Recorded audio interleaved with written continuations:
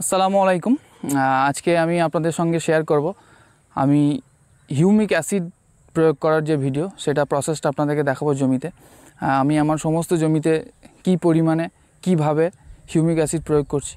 তো হিউমিক অ্যাসিডের যেটা কাজ হচ্ছে, মেইন কাজ হচ্ছে সেটা হচ্ছে আপনার গাছের শিকড়কে তাড়াতাড়ি বৃদ্ধি করে, যার ফলে কি হয়, গাছের শিকড় বৃদ্ধি হয়ে যাওয়ার ফলে গাছ মাটি থেকে তার প্রয়োজনীয় খাদ্য তৈরি করার যে বস্তু সেগুলো তাড়াতাড়ি নিতে পারে এবং সহজ হয়, সেই জন্য গাছের গ্রোথটা ভালো হয়।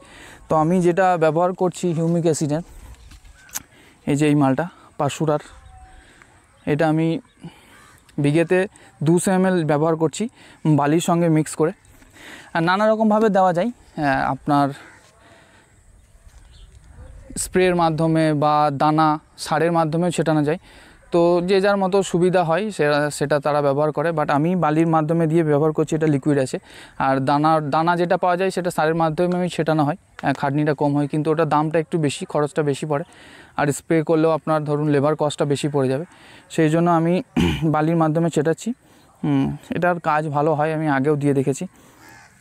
তো প্রসেসটা হচ্ছে, আপনি পরিমাণ মতো বালি নিয়ে নেবেন, যে যেরকম এরিয়া জমির, এইভাবে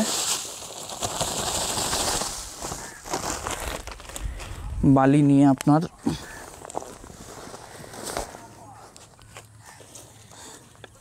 আমার বালিটা একটু ভিজে, যেহেতু বৃষ্টি হচ্ছে কন্টিনিউ সব সময়, তো চেষ্টা করবেন একটু মিডিয়াম, মানে খুব শুকনো নয় অথচ আবার খুব ভিজেও নয়, সেরকম বালি হলে ভালো হয়। এটাতে আমি বিঘা প্রতি 200 ml ব্যবহার করছি।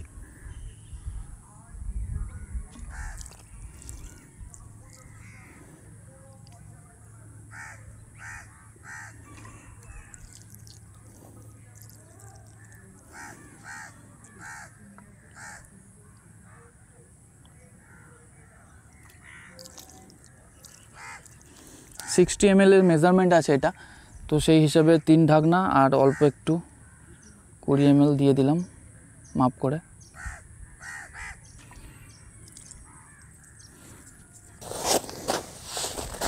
মাখানোর পর পুরো বালির কালারটা চেঞ্জ হয়ে যাবে, ব্ল্যাক হয়ে যাবে একদম।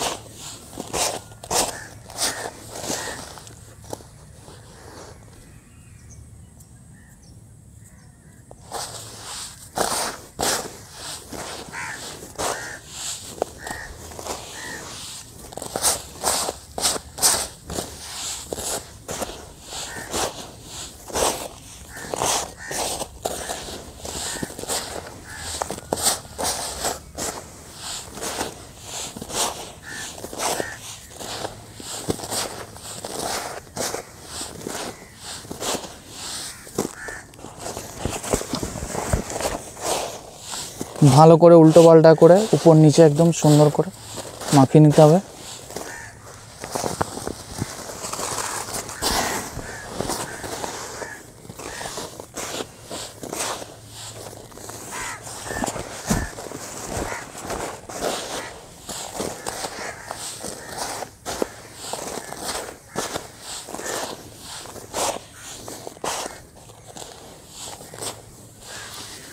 এইভাবে মাখিয়ে নেওয়ার পর পুরো জমিতে সুন্দরভাবে দেখে দেখে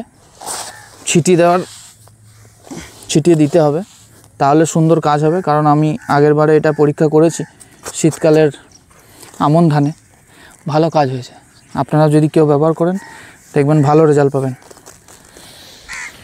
তারপর আমরা চলে এলাম মাঠে ওই মিশ্রণটা ছেটানোর জন্য। এটা ছেটানোর সময় একটা জিনিস লক্ষ্য করতে হবে, জমিতে যেন একটু পরিমাণ জল থাকে, তাহলে কাজটা ভালো হবে।